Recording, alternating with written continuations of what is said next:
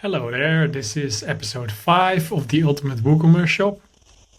And today I've been working on the connection between this best deals section, where I list all the deals of this specific product in a table.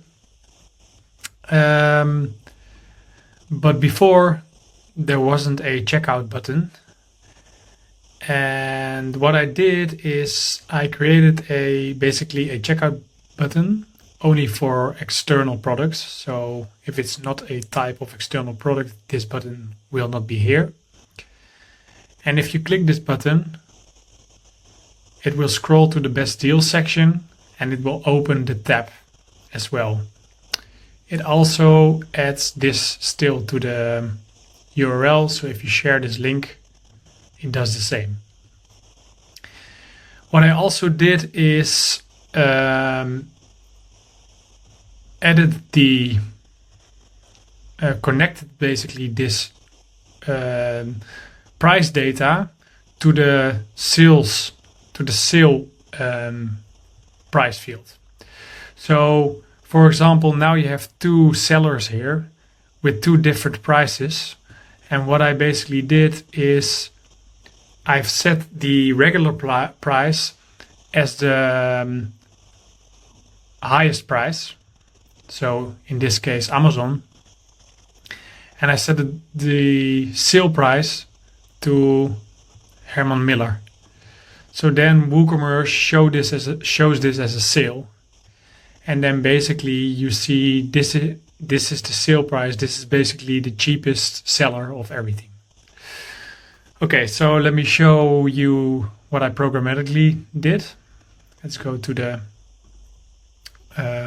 Visual Studio Code. So I first added these three hooks. So I hook into the get price, the regular price, and the sale price. And for the product price, I loop over all deals. Then I get only all prices, and then I return the lowest price. And then if I, with the regular price, I do the same, but I return the highest price. And then with the sale price, I do the same, and I return the lowest price. And this results into this sale. And then for the add to cart button, I hooked into the WooCommerce external add to cart section. This is basically the section that appears when a product is set to external or affiliate. So normally there would be a button with one URL, and it visits this button when you click this add to cart button basically. And I hooked into this, loaded a template part, external add to cart from here. And this template part is basically a button that visits tab deals, which is this tab. And then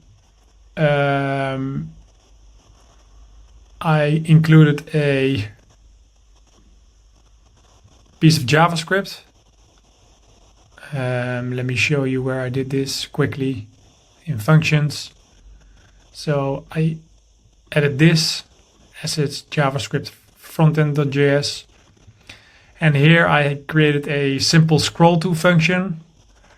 I created the trigger for the button. So if this button is clicked, then it triggers a click on the tab, this tab.